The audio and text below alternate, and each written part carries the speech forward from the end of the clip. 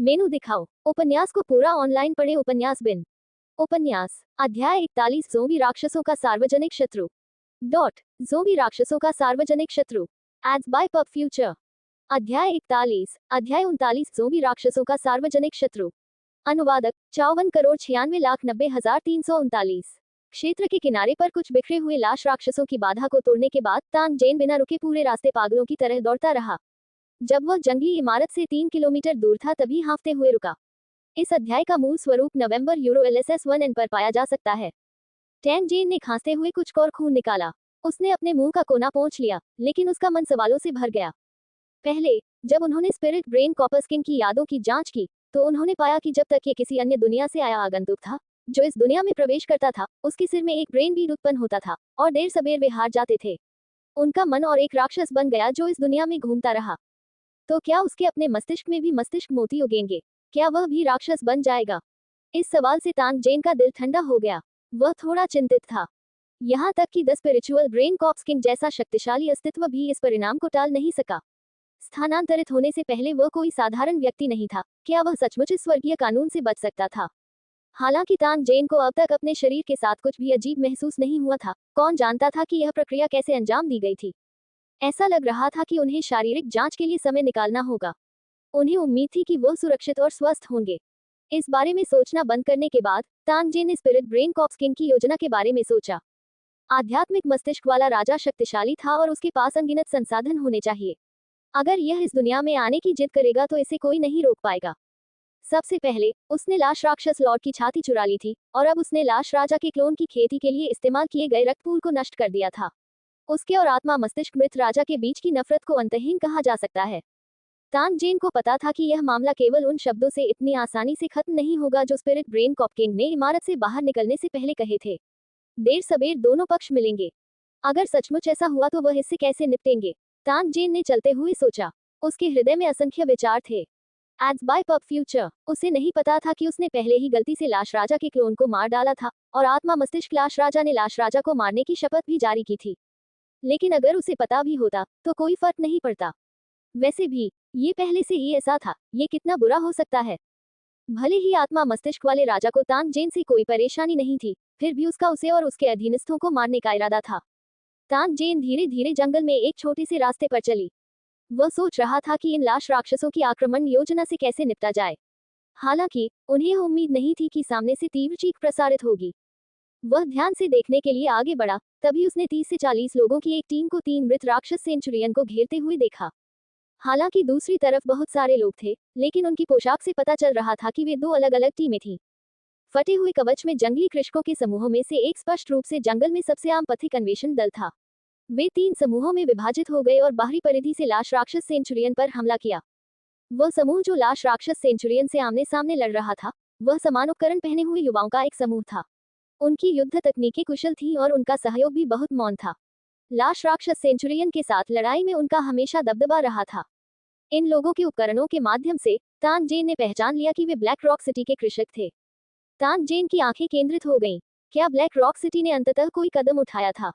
आखिरकार ये ज़ोंबी राक्षस सामान्य भटकते राक्षसों से अलग थे। उन्हें अन्य स्तरों से आए आक्रमणकारी माना जाता था। एक बार जब वे मजबूत हो गए तो ब्लैक रॉक सिटी की स्थिति खतरे में पड़ जाएगी। अगर वह सावधान नहीं होते तो ब्लैक रॉक सिटी इतिहास बन जाती। इसलिए इन आक्रमणकारियों को विकसित होने का मौका मिलने से पहले ही उन्हें मार गिराना ब्लैक रॉक सिटी के लिए सबसे अच्छा विकल्प था। लाश राक्षस सेंचुरियन ने काले भारी कवच पहने हुए थे और एक विशाल हथियार लहराया था जो 2 से 3 मीटर लंबा था। उनके मजबूत शरीर के अलावा उनकी युद्ध शक्ति भी बहुत मजबूत थी। युद्ध के मैदान के चारों ओर पहले से ही कई मानव लाशें पड़ी हुई थीं, और लाश राक्षस सेंचुरियन अभी भी एक बाघ की तरह मार रहा था।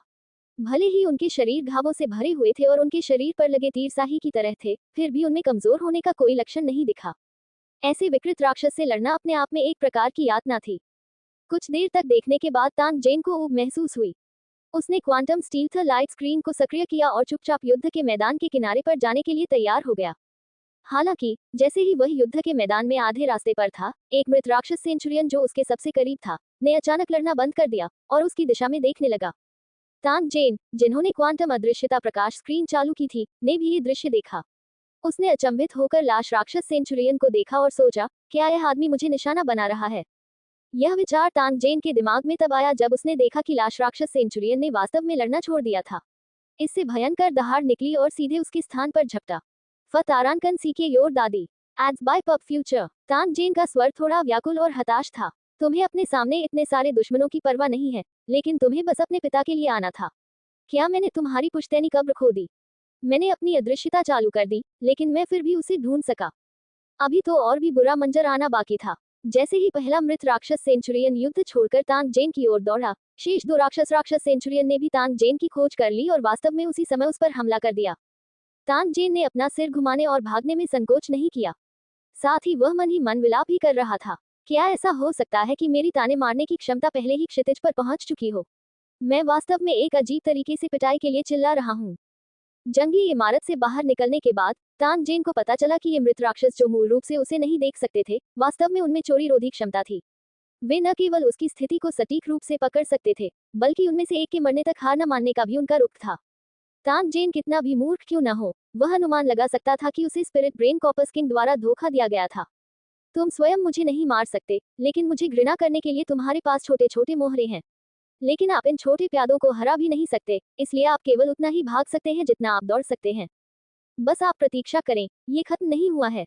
ब्लैक रॉक सिटी की दिशा में भागते समय तानजेन ने अपने दिल में शाप दिया और कसम खाई।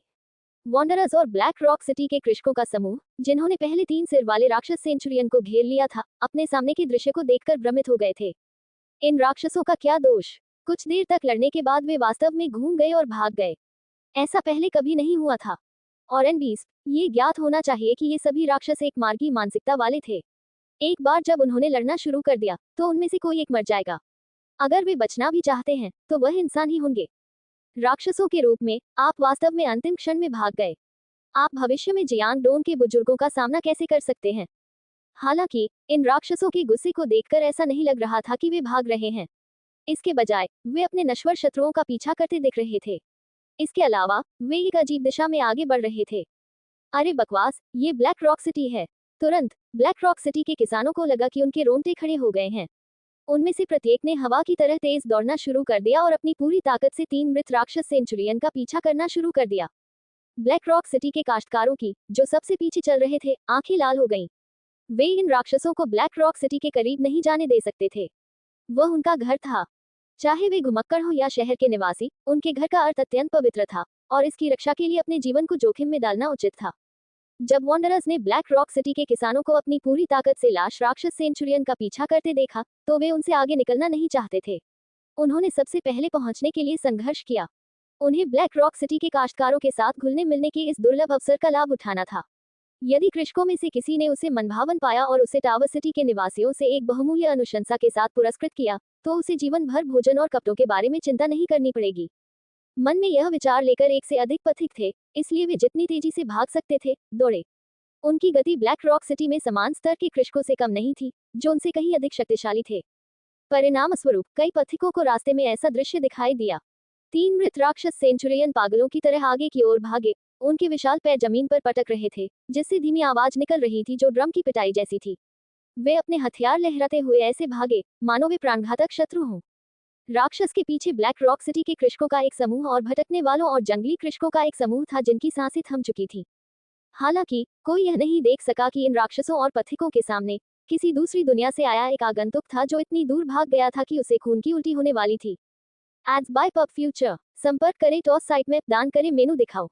उपन्यास ऑनलाइन पूरा पढ़े। उपन्यास बिन। उपन्यास अध्याय 42 black rock city _ 1 black rock city _ 1 ads by PubFuture. अध्याय 42 ब्लैक रॉक सिटी _ 1। अनुवादक 54,96,90,339। जब उसने पहली बार भागना शुरू किया, तानजेन वास्तव में भागने के लिए टेलीपोर्टेशन को सक्रिय करना चाहता था। चूंकि वह थोड़े ही समय के लिए दौड़ा था, उसके पैर पहले से ही सुन्न और पीड़ादायक थे। उसी समय उसकी छाती में जकड़न महसूस हुई और उसकी सांसें तेज हो गईं। हालांकि, जब उसने अनजाने में निरीक्षण करने के लिए अपना सिर घुमाया, तो उसने पाया कि लाश राक्षस सेंचुरियन के अलावा, जो तेजी से पीछा कर रहा था, उसके पीछे दर्जनों लोग भी थे। पीछा करने की प्रक्रिया में एक भी व्यक्ति पीछे नहीं छूटा। उसी समय जब उन्होंने इन लोगों की दृढ़ता की प्रशंसा की, तानजेन को भी अचानक एहसास हुआ कि उन्होंने उन अनुप्रयोगों पर बहुत अधिक भरोसा किया होगा और अपनी ताकत बढ़ाने की उपेक्षा की थी। ये सिर्फ 3 मृत राक्षस सेंचुरियन थे, और उन्होंने उसे पहले ही ऐसी कठिन परिस्थिति में डाल दिया था। यदि आत्मा मस्तिष्क मृत राजा को व्यक्तिगत रूप से उसका पीछा करना पड़े, तो उसे किसका विरोध करना होगा? जब तानजेन ने ये सोचा तो उसे थोड़ा दोषी महसूस हुआ। इस अध्याय का मूल स्वरूप नवंबर यूरो LSS 1N पर पाया जा सकता है। साधना के मामले में निश्चित रूप से उनकी तुलना the spiritual brain corpus king से नहीं की जा सकती। आखिरकार दूसरा पक्ष एक प्रतिष्ठित राजा था और उसके किसी भी अधीनस्थ के पास संभवतः लॉटिया की खेती होगी। यदि वह उनके लिए उपयुक्त नहीं होता, तब भी वह भागने के लिए टेलीपोर्टेशन को सक्रिय कर सकता था। हालांकि टेलीपोर्टेशन को सक्रिय करने में एक निश्चित जोखिम था। यदि the spiritual brain corps king के पास टेलीपोर्टेशन को तोड़ने या सीमित करने की क्षमता होती, तो वह वास्तव में हतप्रभ रह जाता। क्या उसने नहीं देखा कि जब मृत राजा की आत्मा नीचे आई, तो इंफ्रासोनिक तरंग को बलपूर्वक बंद कर दिया गया था? इससे ये देखा जा सकता है कि दूसरे पक्ष के पास शक्ति और साधन थे कि वह विरोध नहीं कर सका। इससे भी अधिक, दूसरा पक्ष केवल उसकी आत्मा की शांति के साथ उतरा था। यदि यह आत्मा थोड़ी भी मजबूत होती तो स्थिति अत्यंत भयानक हो जाती और यह निश्चित होता कि वह सुरक्षित बच पाता। ऐसी स्थिति में जहां वह इनमें से किसी पर भी भरोसा नहीं कर सकता था, एकमात्र चीज जो उसकी मदद कर सकती थी वह थी उसकी अपनी ताकत। एज बाय पब फ्यूचर, ताकत कठिन प्रशिक्षण और साधना से आई। यह एक शाश्वत सत्य था। तानजेन का मानना था कि उसे समान स्तर के कृषकों के बीच दुष्ट कृषकों को हराने में सक्षम होना चाहिए। ऐसा इसलिए था क्योंकि उनका शरीर सामान्य घुमकड़ों से बेहतर था। हालांकि जब उसने लू चेंग से लड़ाई की तो वह आश्वस्त नहीं था। आखिरकार उसने पहले भी कई बार कल्टीवेटर लू चेंग के युद्ध के दृश्य देखे थे। तुलना के बाद उन्होंने पाया कि कृषक लू चेंग की युद्ध शक्ति उनसे थोड़ी सी भी अधिक नहीं थी। वे सभी एक ही स्तर पर थे, तो दूसरे पक्ष की ताकत इतनी अधिक क्यों थी? क्या यह सब कड़वी खेती के कारण नहीं था? भले ही लाओचेंग में कृषकों की खेती की स्थितियां घुमकड़ों और जंगली कृषकों की तुलना में बहुत अधिक थी, तानजेन उनसे बदतर नहीं थी। वास्तव में वह उनसे कहीं आगे निकल गया था। चूंकि यही मामला था, तो वह उनसे भी बदतर क्यों होना चाहिए? ऐसा लगता था कि वह इस समय बाहरी वस्तुओं पर बहुत अधिक भरोसा कर रहा था और उसने अपनी ताकत के सुधार की उपेक्षा की थी। जब तानजेन ने ये सोचा तो उसकी आंखें कठोर हो गईं। चूंकि यह मामला था, वह आज कड़ी मेहनत करना शुरू कर देगा और देखेगा कि क्या वह अपनी सीमाओं को तोड़ सकता है। वह खुद को खतरे में नहीं डालेगा, वह केवल अपनी अधिकतम शक्ति को उत्तेजित करने की पूरी कोशिश करेगा। एक बार जब चीजें हाथ से बाहर हो गईं, तो वह जाने के लिए टेलीपोर्टेशन भी सक्रिय कर देगा। इसलिए तानजेन ने अपने दांत पीस लिए और डटे रहे। भले ही वह दौड़ने के दौरान थक गया था, फिर भी उसे लगा कि वह अपनी सीमा तक नहीं पहुंचा है। इसलिए वह दांत पीसता रहा और डटा रहा। तानजेन को नहीं पता था कि वह कितनी देर से दौड़ रहा था क्योंकि वह बार बार इसी तरह चलता रहा। जब उसे लगा कि उसकी चेतना थोड़ी चकित हो गई है, तो उसने महसूस किया कि उसके शरीर की गहराई से शक्ति की एक लहर उत्तेजित हो रही है। भले ही ये ताकत एक धागे जितनी पतली थी, फिर भी इसने तानजेन को उसके दिल में खुशी का एहसास कराया। वह जानता था कि यह अत्यधिक संभावित ताकत थी जिसका वह पीछा कर रहा था। ये शक्ति समान स्तर के कृषकों के बीच शक्ति में असमानता का मूल कारण थी। लू चेंग विरासत और समर्थन के माध्यम से इस शक्ति को उत्तेजित कर सकता है। जहां तक जंगली खेती करने वालों की बात है, विरासत और संसाधनों की कमी के कारण केवल बहुत कम संख्या में लोग ही इस शक्ति को सक्रिय कर सके। इस अत्यधिक शक्ति के जागरण और उत्तेजना के कारण तानजेन को लगा कि उसका पूरा शरीर ताकत से भर गया है। वह पागलों की तरह दौड़ता ही जा रहा था कि अचानक उसे पता चला कि उसके सामने एक अतुलनीय विशाल इमारत खड़ी हो गई है। ध्यान से देखने पर यह पास के जंगल का अधिपति ब्लैक रॉक कैसल था। उस समय कृषकों का एक समूह पहले ही ब्लैक रॉक सिटी के गेट से बाहर निकल चुका था। वे युद्ध के घोड़ों पर सवार थे और उसकी ओर बढ़ रहे थे। ये संभावना थी कि शहर की रखवाली करने वाले कृषकों ने उसके पीछे लाश राक्षस सेंचुरियन की खोज की थी। एज बाय पब फ्यूचर, चूंकि वे ब्लैक रॉक सिटी की सुरक्षा के लिए जिम्मेदार थे, ये कृषक स्वाभाविक रूप से लाश राक्षस सेंचुरियन को इस जगह के करीब नहीं आने देंगे। अन्यथा यह उनके कर्तव्य से विमुक्ता होगी। उसी समय जब ये कल्टीवेटर दिखाई दिए, तानजेन को ये भी पता चला कि टॉवर के अंदर एक अजीब हलचल थी। ब्लैक रॉक टॉवर में जमीन से 50 मीटर ऊपर एक खिड़की पर तानजेन ने कुछ मानव आकृतियां चमकती देखी। ऐसा लग रहा था जैसे वे किसी प्रकार की मशीन चला रहे हों। एक क्षण बाद कुछ काले बिंदु खिड़की से बाहर निकले और उनका लक्ष्य लाश राक्षस सेंचुरियन था जो उसका पीछा कर रहा था। पफ, चमड़े से टकराने जैसी कुछ दबी दबी आवाजों के बाद 3 मृत राक्षस सेंचुरियन आकाश की ओर चिल्लाए, लेकिन कुछ काले विशाल तीरों से उन्हें छेद दिया गया। विशाल काला तीर मृत राक्षस सेंचुरियन के शरीर में फंस गया था, जो कुछ मीटर लंबा था। ये दृश्य बेहद रोंगटे खड़े कर देने वाला था। इन काले बाणों की विनाशकारी शक्ति अत्यंत प्रबल थी। भले ही लाश राक्षस सेंचुरियन का शरीर बेहद मजबूत था, फिर भी वह इतने शक्तिशाली हथियार का सामना नहीं कर सका। लाश राक्षस सेंचुरियन की चोटों के कारण हुई देरी का फायदा उठाते हुए पीछा करने वाले और सुदृढ़ीकरण एक ही समय में आगे बढ़े और एक उन्मादी हमले में लाश राक्षस सेंचुरियन को घेर लिया। कई चींटियां एक हाथी को मार सकती थी और एक भयंकर बाघ भेड़ियों के झुंड से डरता था। कुछ ही मिनटों में गंभीर रूप से घायल 3 लाश राक्षस सेंचुरियन कटकर जमीन पर गिर गए। कुछ देर संघर्ष करने के बाद वे पूरी तरह से मारे गए। तान जेन, जो अदृश्य रूप से किनारे बैठा था, ये सब देख रहा था। उसका हृदय अपनी शक्ति प्राप्त करने के लिए और भी अधिक उत्सुक हो गया। उसे अपने काम स्वयं चलाने की आवश्यकता नहीं थी। लड़ते समय वह उसके आदेशों को सुनता था और उसके अधीनस्थ दौड़ पड़ते थे। इसके बारे में सोचकर ही संतुष्टि महसूस हुई। नहीं, उसे वापस जाना था और कियान लांग को बताना था कि हर जगह खतरा था। उसे यथासंभव अधिक से अधिक सैनिकों की भर्ती करनी थी। यदि उसे शक्तिशाली अधीनस्थों का एक समूह मिल जाता, तो यदि आध्यात्मिक मस्तिष्क वाला मृत राजा भी आता, तो उसके पास एक सहायक होता। क्या उसके जीतने की संभावना कुछ बढ़ जाएगी? जितना अधिक तान जेन ने इसके बारे में सोचा, वह उतना ही अधिक उत्साहित हो गया। वह अधीरता से हजारों ड्रैगन के साथ इस पर चर्चा करने के लिए वानर शहर वापस भागना चाहता था, लेकिन उसे उम्मीद नहीं थी कि उसके पैर पहले से ही बेहद सुन्न हो गए थे। वह उठते ही जमीन पर गिर पड़ा। तान जेन केवल कड़वी मुस्कान के साथ उत्तर दे सकी। हालांकि इस बार उसने अपनी ताकत को उसकी सीमा तक सफलतापूर्वक उत्तेजित कर लिया था, लेकिन उसके शरीर को होने वाली क्षति छोटी नहीं थी। संभावना थी कि उसे ठीक से स्वस्थ होने की आवश्यकता होगी। चूंकि वह अस्थायी रूप से हिलने डुलने में असमर्थ था, तान जेन ने अपने भंडारण स्थान से दूरबीन की एक जोड़ी निकाली और ब्लैक रॉक सिटी की स्थिति का ध्यानपूर्वक निरीक्षण करना शुरू कर दिया। बाहर से ब्लैक रॉक सिटी अपनी मूल दुनिया में सामान्य आवासीय भवनों के समान दिखता था। हालांकि यह अधिक प्राचीन और भारी था, ब्लैक रॉक जितना अविनाशी। शायद यही ब्लैक रॉक सिटी नाम की उत्पत्ति थी। आवासीय भवनों के विपरीत इमारत के बाहर की अधिकांश खिड़कियां बंद कर दी गई थी या उन्हें शूटिंग मंच में बदल दिया गया था। टावर के शीर्ष पर कई अजीब आकार के विशालकाय बैलिस्टे थे। ब्लैक रॉक सिटी के आम नागरिक टावर के बड़े भीतरी प्रांगण में रहते थे।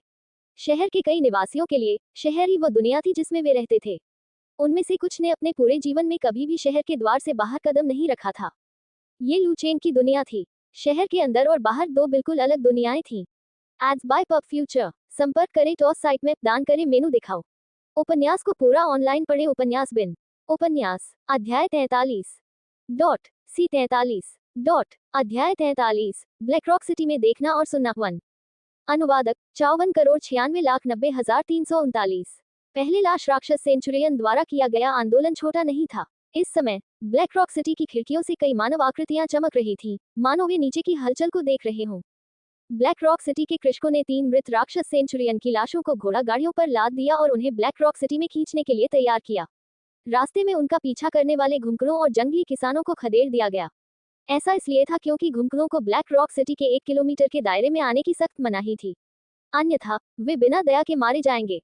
इस बार लाश राक्षस सेंचुरियन को मारने में मदद करने के लिए वे उन पर नरमी बरत रहे थे, अन्यथा ब्लैक रॉक सिटी की रखवाली करने वाले किसानों ने बहुत पहले ही उन पर हमला कर दिया होता। घुमंतु और जंगली कृषक नाराज होकर चले गए। तान जेन ने अपने पैरों में दर्द को सहन किया और चुपचाप इन किसानों के पीछे चला गया। वह ब्लैक रॉक सिटी के मुख्य द्वार से कदम दर कदम चलता रहा। क्वांटम स्टील थर्लाइट पर्दे के संरक्षण में ब्लैक रॉक सिटी में किसी भी कृषक ने तान जेन की खोज नहीं की, जो लू शहर का निवासी नहीं था। ब्लैक रॉक सिटी का विशाल धातु गेट एक लीवर और एक गियर द्वारा संचालित था। आमतौर पर ये केवल एक छोटा दरवाजा खोलता था जिसमें केवल 2 लोग ही बैठ सकते थे। इस बार क्योंकि वे एक गाड़ी का उपयोग कर रहे थे, विशाल धातु का दरवाजा केवल 1/3 ऊपर उठाया गया था। तान जेन के बड़े धातु के दरवाजे से गुजरने के बाद विशाल गियरों के एक साथ पीसने की काका ध्वनि की लहर सुनी जा सकती थी। धातु का दरवाजा धीरे धीरे नीचे उतरा और बाहर जंगल को अलग कर दिया। टावर के आंतरिक स्थान में तान जेन एक विशाल मार्ग में खड़ा था जो कई मीटर ऊंचा था। मार्ग के दोनों ओर हर 10 मीटर पर एक विशाल धातु ब्रेजियर था। उसमें सफेद तेल का ढेर लगा हुआ था। जलाए जाने के बाद यह न केवल अत्यधिक चमकीला था बल्कि इससे हल्की सुगंध भी निकल रही थी। Ads by PubFuture. सुरंग की दीवारों पर भित्ति चित्र थे। भित्ति चित्रों की सामग्री ब्लैक रॉक सिटी की स्थापना प्रक्रिया और इसके पूर्व गौरव की प्रतीत होती है। भित्ति चित्रों की सामग्री के अनुसार ब्लैक रॉक सिटी के पहले संस्थापक बहुत दूर स्थान से आए थे। वह एक विशाल शहर का एक कुलीन बच्चा था। वह बचपन से ही जंगल में एक साहसी जीवन की लालसा रखता था और उसे टावर सिटी का सिटी लॉर्ड बनने और अपने परिवार को और अधिक समृद्ध बनाने की भी आशा थी। इसलिए उम्र बढ़ने के समारोह के दूसरे दिन वह अपने रक्षकों का नेतृत्व करके जंगल में यात्रा करने लगा। इस अवधि के दौरान उन्होंने अनगिनत खतरों का सामना किया और अनगिनत जादुई क्षेत्रों में प्रवेश किया। साहस और भाग्य के साथ इस नेक बच्चे ने अंततः एक शहर बनाने के लिए आवश्यक सभी सामग्रियां जुटाई और घर से बहुत दूर ब्लैक रॉक सिटी का निर्माण किया। फिर राक्षसों के शहर पर हमला करने, शहर को समतल करने और अन्य शहरों के साथ लड़ने के दृश्य भी थे। उनमें से दर्जनों थे।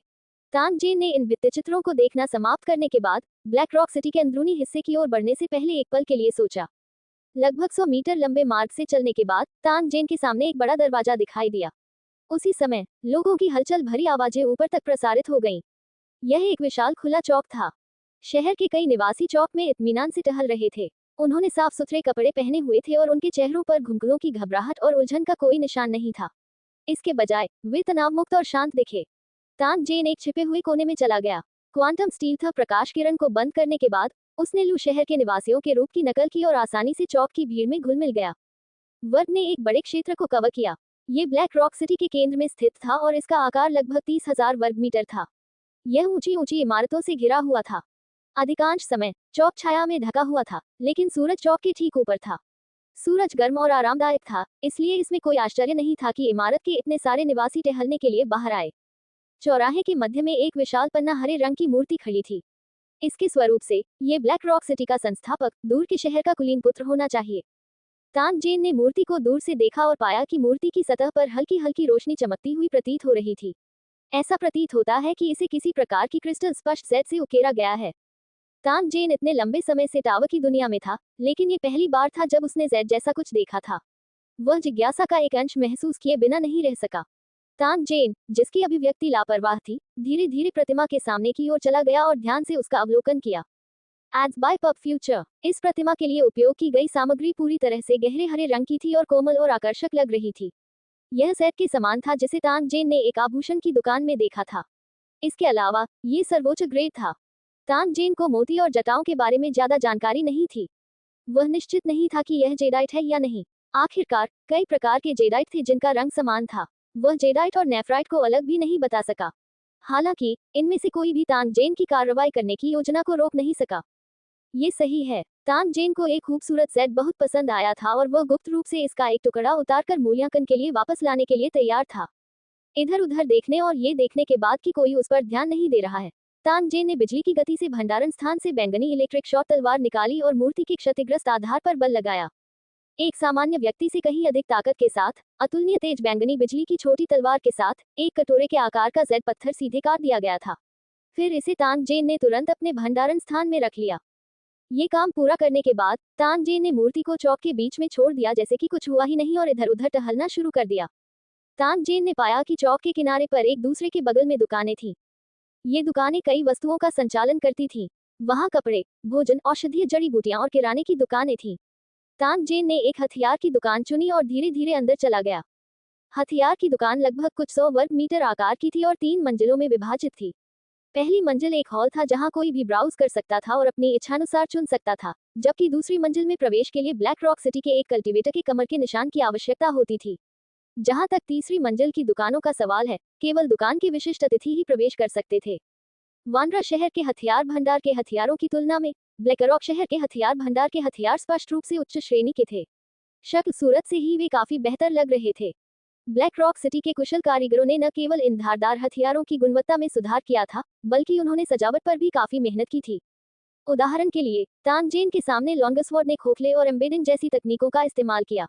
म्यान पर रत्न और कुछ राक्षसों की हड्डियां और दांत सजाए गए थे, जिससे लंबी तलवार का आकार बेहद सुंदर हो गया था। तलवार के शरीर को मोड़ा गया, जाली बनाया गया और तेजाब से धोया गया, ताकि तलवार के शरीर पर बने पैटर्न सामने आए और सुंदर दिखें। तान जेन को पता था कि मूल दुनिया में एक प्रकार का दमिश्क चाकू था और इसकी सतह पर पैटर्न इसके समान था। इतनी उत्कृष्ट ढंग से तैयार की गई तलवार स्वाभाविक रूप से महंगी थी। वास्तव में इसकी कीमत 30 लेवल 3 ब्रेन बीड्स थी, जो 3000 लेवल 1 ब्रेन बीड्स के बराबर थी। यदि पहली मंजिल पर साधारण हथियार पहले से ही इतने महंगे थे, तो दूसरी और तीसरी मंजिल पर हथियार शायद और भी महंगे होंगे। तान जेन ने दूसरी मंजिल के प्रवेश द्वार पर नजर डाली। वह वास्तव में इसे जांचने के लिए क्वांटम स्टील लाइट स्क्रीन को सक्रिय करना चाहता था।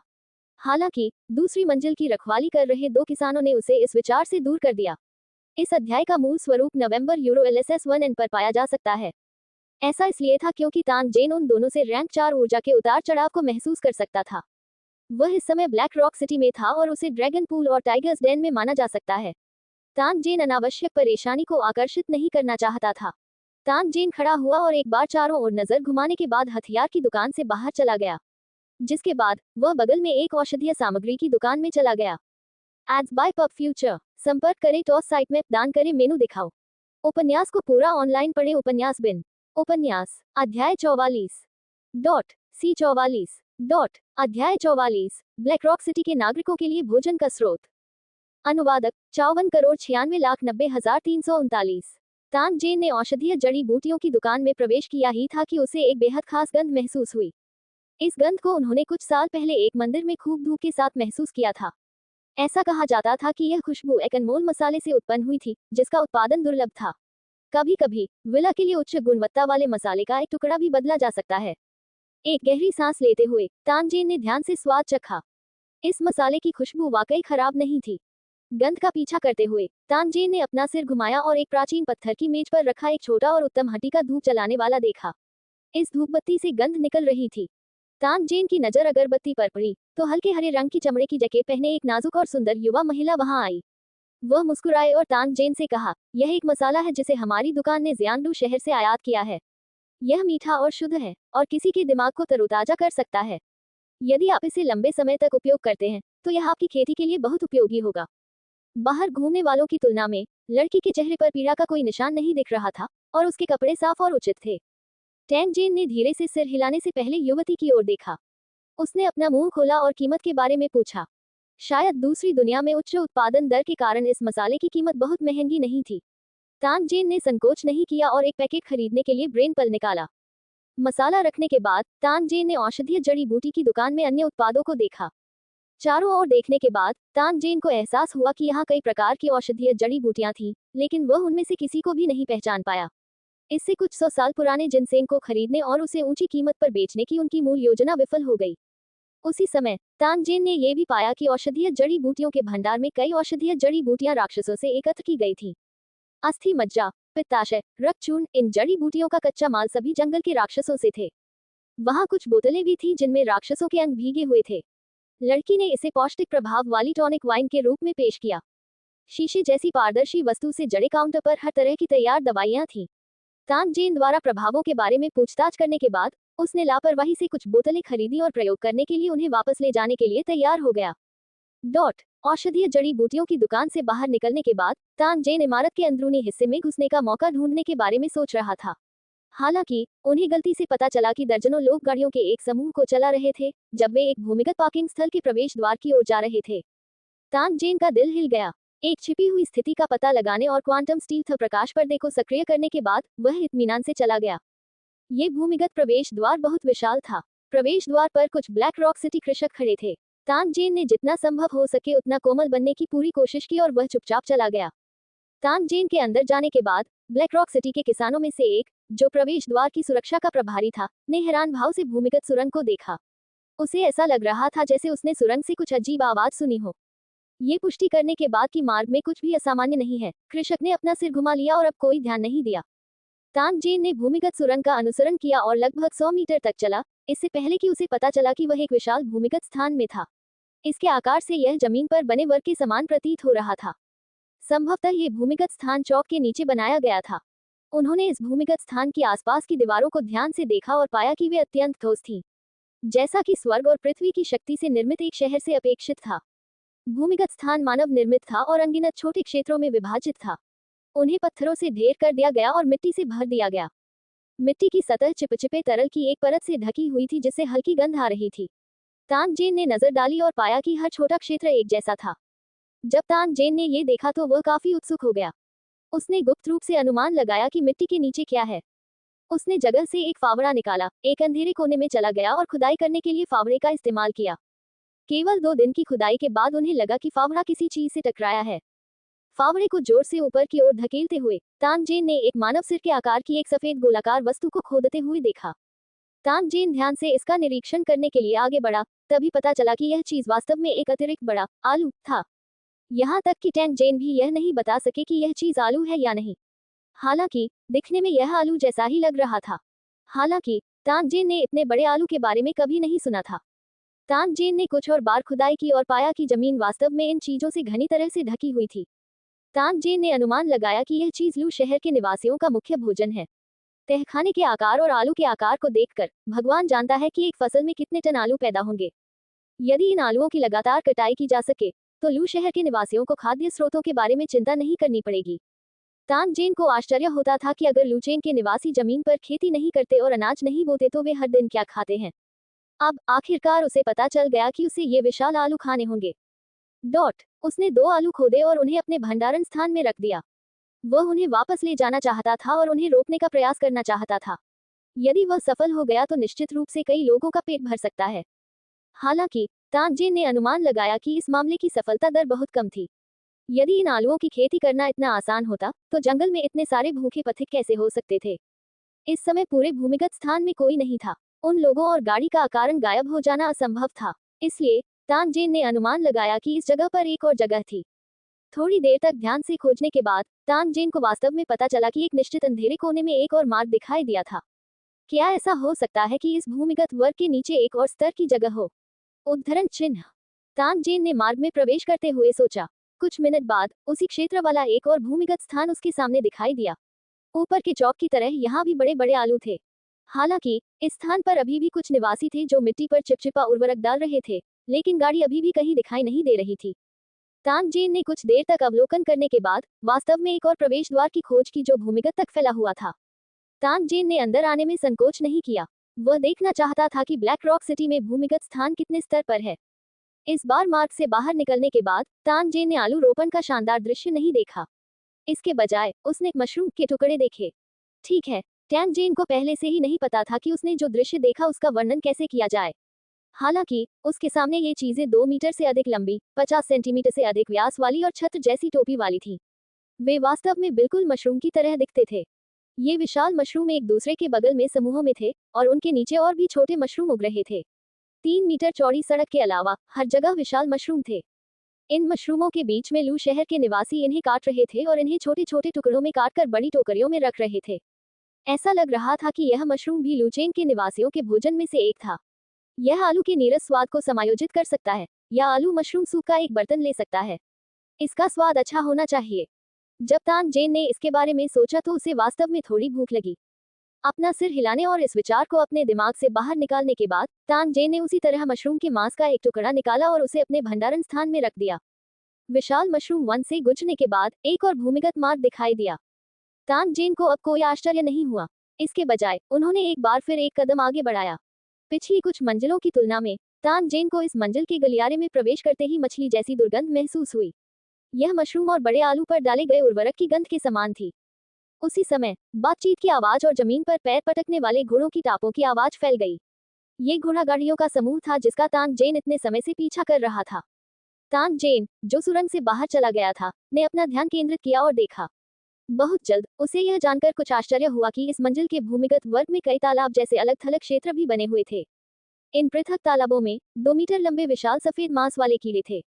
वे आलू को खाद देने के लिए इस्तेमाल किए गए तरल में भिगोए हुए थे और वे वह खाना खा रहे थे जो लाओचेन के निवासियों ने गाड़ियों में बाल्टियों से निकाला था। तानजेन ने एक मोटा अनुमान लगाया। इस भूमिगत प्लाजा में पाले जा रहे मांस के कीड़ों की संख्या कम से कम कई हजार थी। एल1 लगून ने नवंबर यूरोएलन पर इस अध्याय का पहला प्रकाशन देखा। क्या ये गोल मटोल सफेद कीड़े लूचेन के निवासियों के लिए मांस का मुख्य स्रोत थे? संपर्क करें टॉस साइट में दान करें मेनू दिखाओ। उपन्यास ऑनलाइन पूरा पढ़े उपन्यास बिन। उपन्यास अध्याय 45 C45 ads by PubFuture. अध्याय 45 लाओचेन की दुनिया में हाईटेक रसोई। अनुवादक 54,96,90,339। जब तानजेन ने इन सफेद मांस वाले कीड़ों को देखा तो उसने तुरंत एक प्रकार की मक्खी के लावा के बारे में सोचा। जब तानजेन को लड़खड़ाते लावा का दृश्य याद आया तो वह खुद को मितली महसूस करने से नहीं रोक सका। हालांकि जहां तक वह जानता था, लावा वास्तव में बहुत पौष्टिक थे। मीट टेंड्रिल्स नामक एक व्यंजन था जिसमें मुख्य सामग्री के रूप में इन मक्खियों के लावा का उपयोग किया जाता था। ऐसा कहा जाता था कि इसे खाने पर मुंह में खुशबू आती थी। जैसे ही तानजेन के विचार भटक रहे थे, चमड़े की पट्टी पहने कुछ मजबूत लोग पूल में कूद पड़े। उनमें से कुछ ने एक साथ काम किया और धीरे धीरे एक बड़े सफेद कीड़े को हैंडल से एक बड़ी लोहे की टोकरी में घुमाया। बग को बाहर निकालने के बाद उनमें से कुछ लोग इसे एक पत्थर के मंच पर ले गए। फिर कोई साफ पानी लाया और कीड़े को धोने के लिए उस पर डाला। तभी एक खूंखार दिखने वाले आदमी ने मीट वर्म के सिर पर तेज चाकू से वार कर दिया। उसके बाद वह मांस के कीड़े के अंत में रिंग के चारों ओर गया और उसे बलपूर्वक वापस खींच लिया। कृमि के आंतरिक अंगों का एक पूरा सेट बाहर निकाला गया था। मोटे आदमी द्वारा उसे बेसिन में फेंकने के बाद कोई आगे आकर बेसिन को ले गया और आंतरिक अंगों को साफ किया। जिस कीड़े के आंतरिक अंग निकाले गए थे वह मरने से पहले थोड़ा सा हिल गया। मोटे आदमी का चाकू तेजी से चला और उसने मांस के कीड़े को तुरंत टोफू के आकार के क्यूब्स में काट दिया। कृमि मांस का प्रत्येक टुकड़ा सफेद और कोमल था, और वह बिना रुके कांप रहा था जैसे कि वह जम गया हो। एक मांस के कीड़े का विच्छेदन करने के बाद दूसरे को तुरंत भेज दिया गया। हटे कट्टे आदमी ने पिछली कार्रवाई दोहराई और मांस के 10 कीड़ों से निपटने के बाद ही रुका। कुछ लोग खाली प्रजनन तालाबों की सफाई कर रहे थे। सबसे पहले बदबूदार तरल पदार्थ को बाल्टियों में भर कर ले जाया गया। पानी से धोकर किसी ने उसमें मुट्ठी के आकार के मांस के कीड़े डाल दिए। Ads by PubFuture. इन छोटे मांस के कीड़ों को अंदर डालने के बाद वे भोजन को बड़े कौर में निगलने लगे। उनका शरीर भर जाने के बाद ही उन्होंने खाना बंद किया। मांस के कीड़ों को लू शहर के निवासियों द्वारा फेंके गए बचे हुए भोजन और कुछ घृणित चीजों को खिलाया जाता था। जब मांस के कीड़ों ने खाना और आराम करना बंद कर दिया तो वे एक दुर्गंधयुक्त तरल पदार्थ उत्सर्जित करते थे, जो विशाल आलू और मशरूम के लिए सबसे अच्छा उर्वरक था। जब तान जेन ने ये दृश्य देखा तो वह आहें भरने के अलावा कुछ नहीं कर सका। शायद ऐसा अजीब भोजन चक्र केवल टॉवर के भीतर ही मौजूद था। पूरी प्रक्रिया को देखने के बाद यह अज्ञात था कि निर्माण शहर के निवासी क्या सोच रहे थे। किसी भी स्थिति में तान जेन निश्चित रूप से इस भोजन को नहीं छुएगा। मांसाहारी कीड़ों का मांस गाड़ियों में लादने के बाद निवासियों ने गाड़ियों को वहां से दूर भगा दिया। तान जेन ने भी जांच जारी रखने में रुचि खो दी थी। वह चुपचाप गाड़ी के पीछे चला गया और धीरे धीरे जमीन की ओर चला गया। L1 लगून ने नवंबर यूरो पर इस अध्याय का पहला प्रकाशन देखा। जब वे मशरूम के जंगल और आलू के खेत से गुजरे तो कोचमैन ने आलू मशरूम की कई टोकरियां भी ले लीं और उन्हें एक साथ बाहर निकाला। जब गाड़ी जमीन पर पहुंची तो लोगों ने ये चीजें उतार दी और चौराहे की दुकानों में व्यापार करना शुरू कर दिया। यदि टावर के निवासी यह भोजन प्राप्त करना चाहते हैं तो उन्हें इसे खरीदने के लिए ब्लैक रॉक सिटी द्वारा जारी एक प्रकार की मुद्रा का उपयोग करना होगा। इस समय वे एक लंबी कतार में खड़े थे।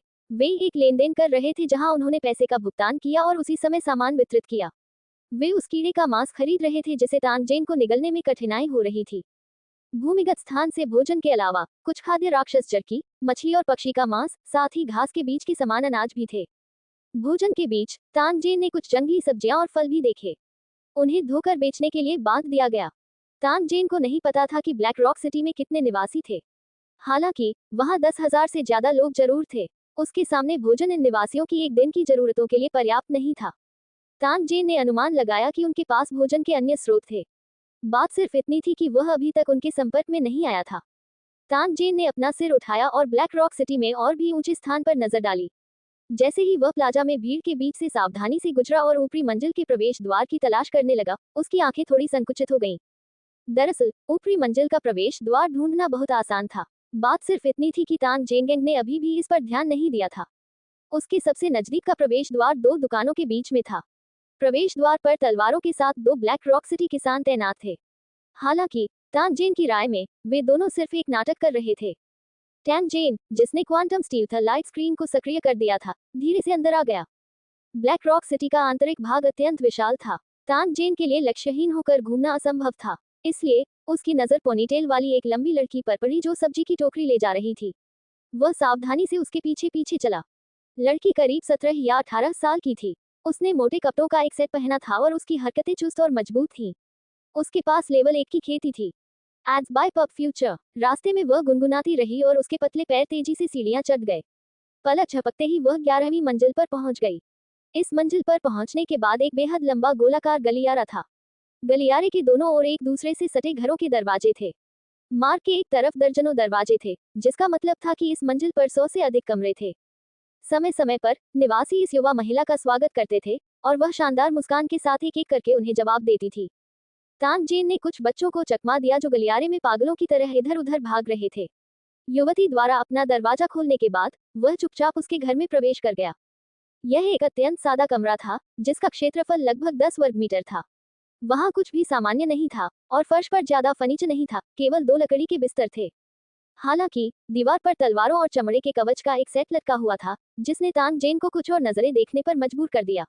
ऐसा इसलिए था क्योंकि वह मरम्मत किए गए चमड़े के कवच और तलवार से युद्ध की आभा महसूस कर सकता था। हालांकि युवती की अगली हरकत से उसे अपनी आंखें खुलने का एहसास हुआ। लड़की एक पत्थर के चबूतरे पर आई जो दीवार के पास 1 मीटर वर्ग था। वह आगे बढ़ी और दीवार पर लगे उभार पर दबाव डाला। नल जैसी चीज से पानी की धार बह निकली, लेकिन पानी का बहाव बहुत धीमा था। लड़की ने खरीदा हुआ भोजन एक बेसिन में रखा, उसे पानी से धोया और फिर गंदा पानी पत्थर के मंच पर सीवर के प्रवेश द्वार में डाल दिया। इसके बाद लड़की ने खाना काटकर एक तरफ रख दिया, फिर एक बर्तन निकाला। उसने दीवार पर एक लाल उभार दबाया और खाना पकाने की मेज पर एक चौकोर पत्थर का स्लैब जल्दी से लाल हो गया और गर्मी की लहर धीरे धीरे फैल गई। जब उसने बर्तन को उसके ऊपर रखा तो धातु के बर्तन से जलवाष्प तेजी से निकली और साथ ही भोजन की सुगंध हवा में फैल गई। तभी उसने देखा कि लड़की ने पत्थर की मेज पर रखे एक सफेद पत्थर को अपने चाकू से कई बार कुरेदा और नीचे लटका हुआ पाउडर बर्तन में डाल दिया। जो भोजन मूल रूप से पतला और चिपचिपा था, उसमें सफेद पाउडर डालने के बाद वह तुरंत गाढ़ा और चिपचिपा हो गया।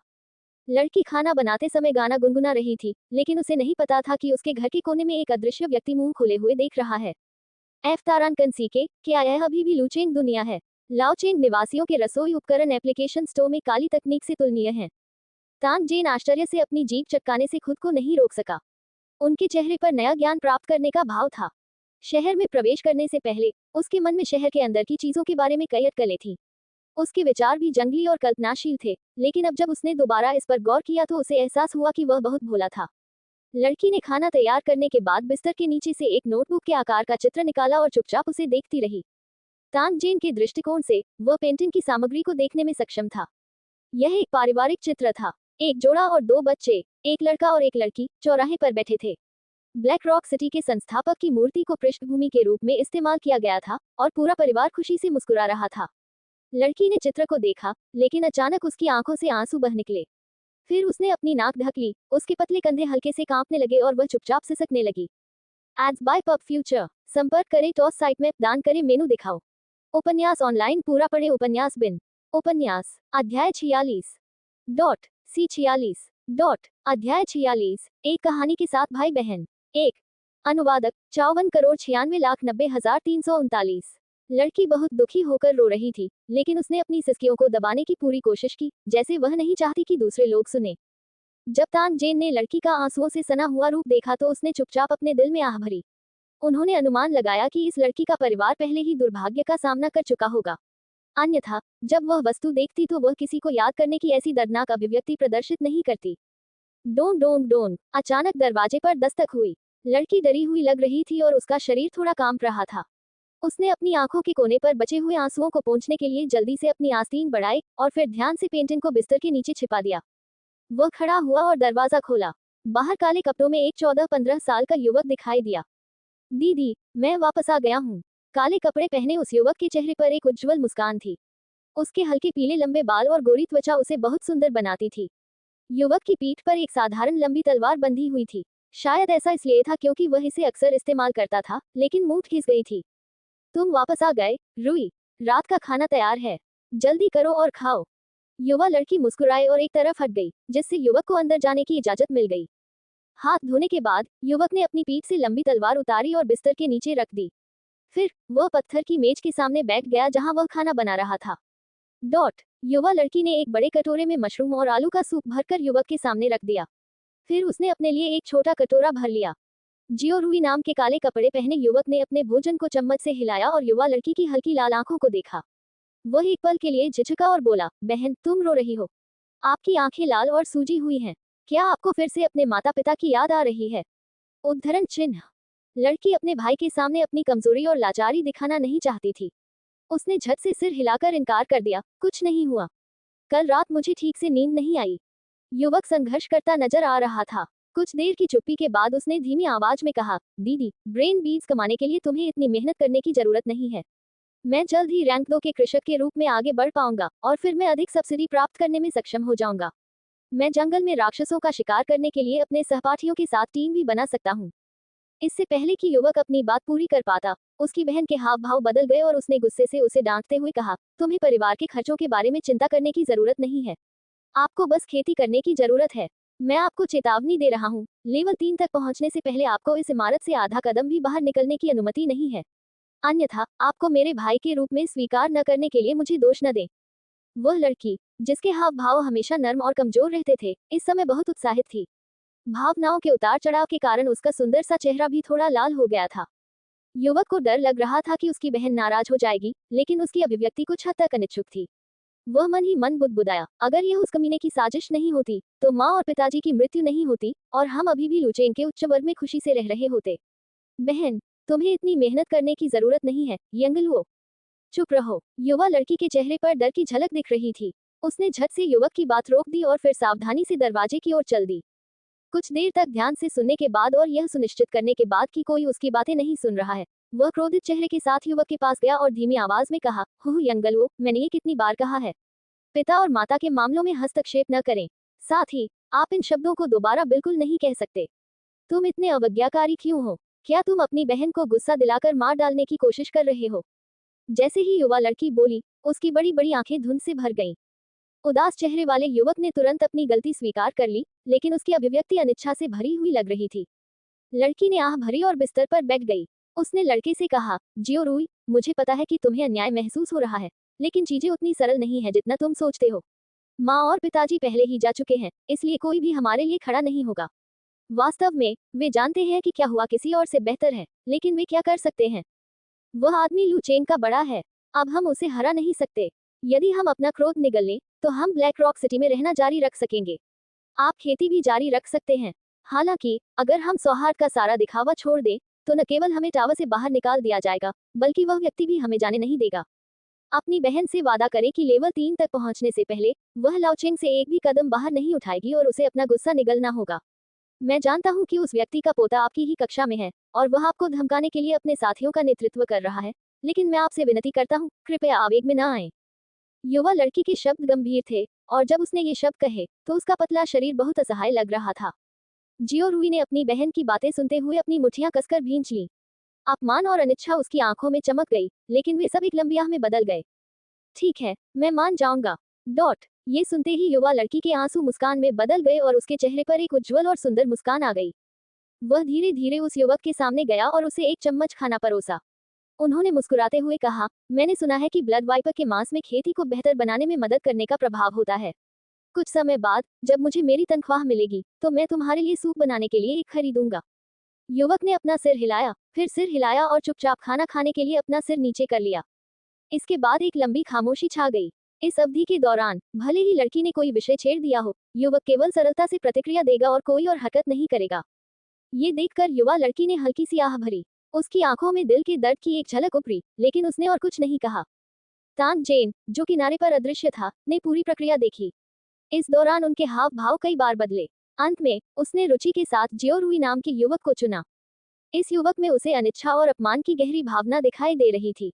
इस प्रकार की अतिशय भावना न केवल किसी व्यक्ति का निर्माण कर सकती है, बल्कि उसे नष्ट भी कर सकती है।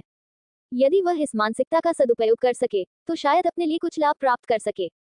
बेशक, इसका आधार ये था कि दूसरे पक्ष को उसके साथ सहयोग करने के लिए तैयार रहना होगा।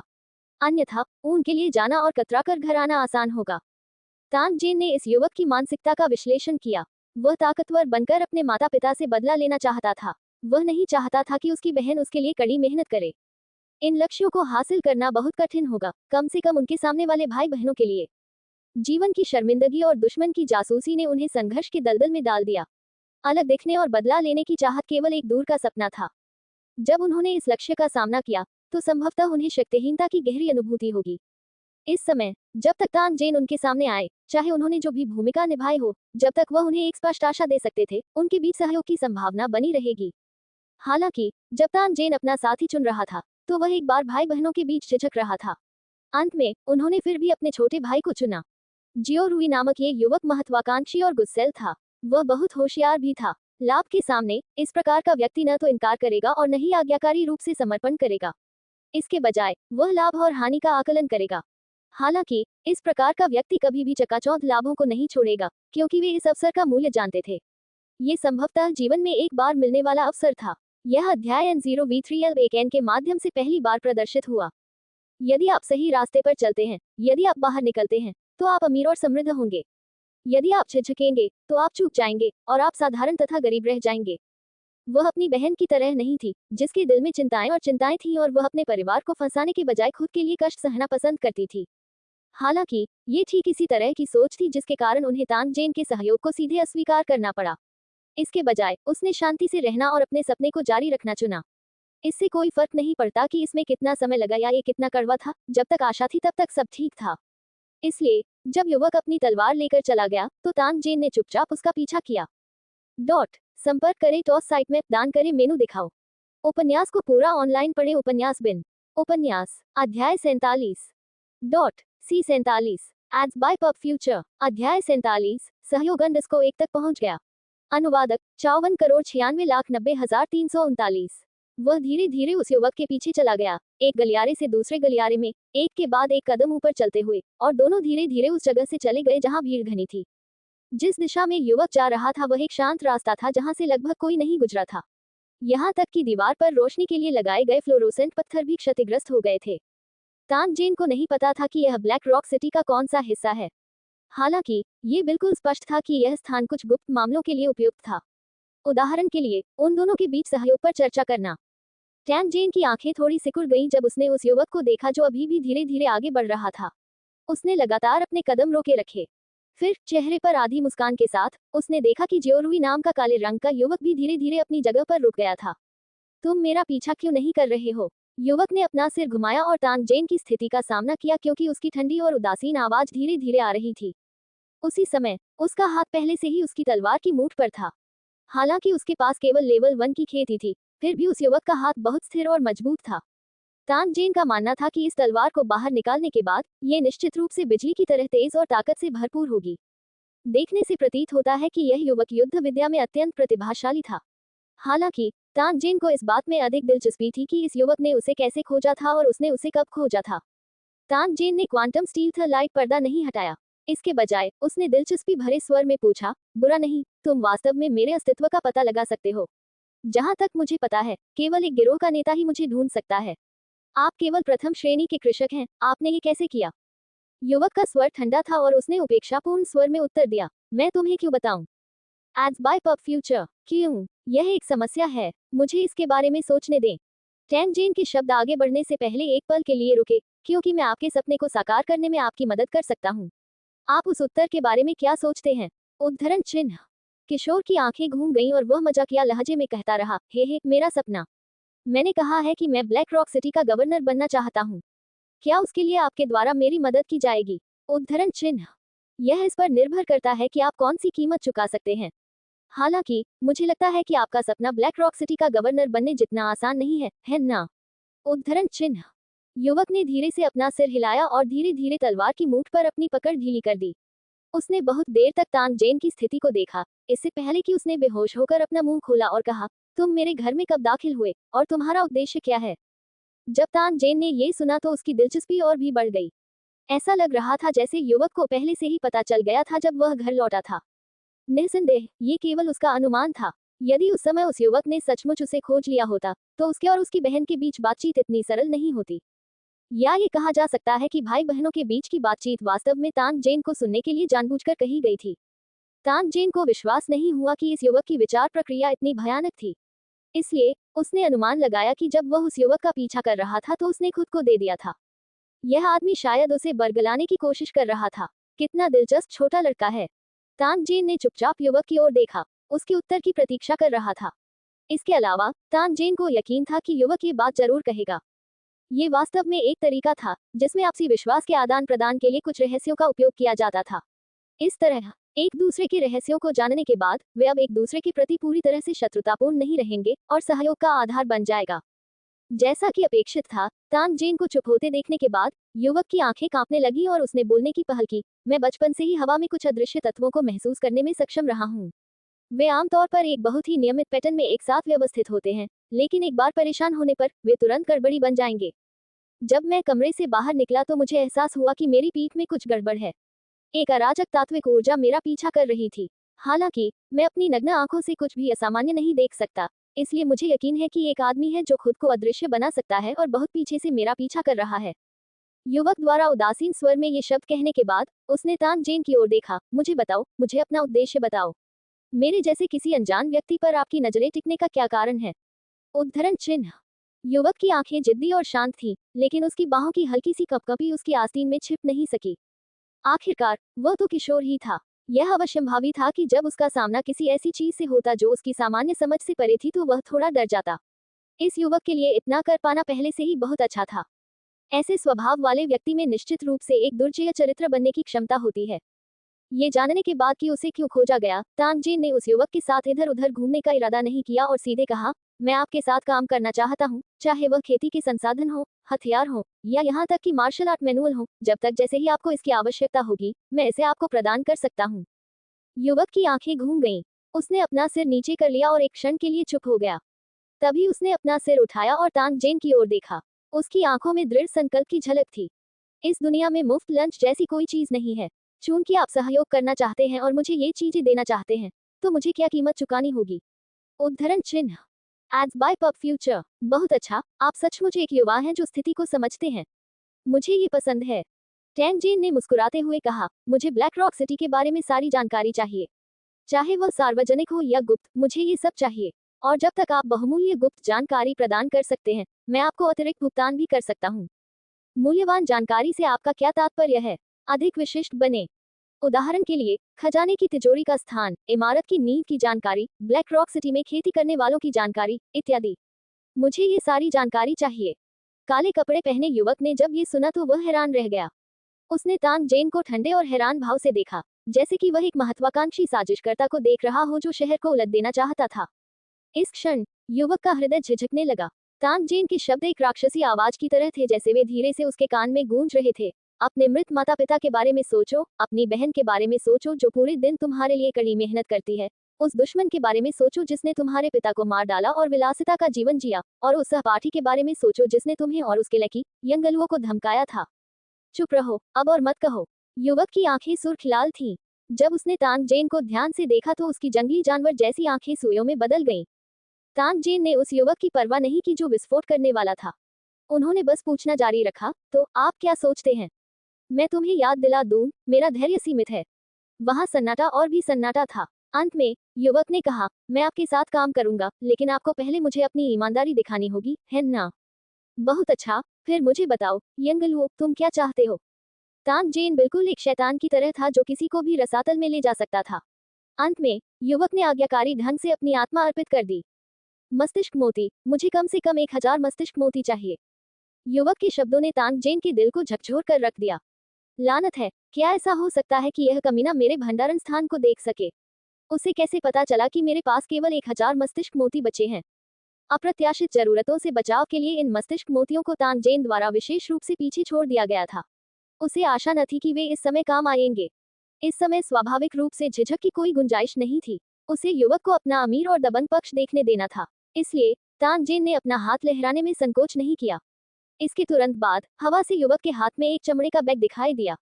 अपने हाथ में चमड़े के थैले का भारीपन महसूस करते हुए और चमड़े के थैले के हवा से बाहर आने की प्रक्रिया को व्यक्तिगत रूप से देखते हुए युवक की पुतलियां सुई की नोक के आकार में सिकुड़ गईं। वह पहले से ही तांग जेन को भयानक ताकत वाला एक सुपर विशेषज्ञ मानता था। इस क्षण में युवक को कुछ पछतावा भी महसूस हुआ। उसे तांग जेन के साथ सहयोग करने के लिए सहमत नहीं होना चाहिए था। हालांकि जब उसने अतीत में अनुभव किए गए विभिन्न अपमानों और अनिच्छा के बारे में सोचा, तो युवक के मूल रूप से धुलमुल विचार फिर से दृढ़ हो गए। उसने बैग खोलकर देखा। ये वास्तव में एक वास्तविक लेवल -1 ब्रेन बॉल था।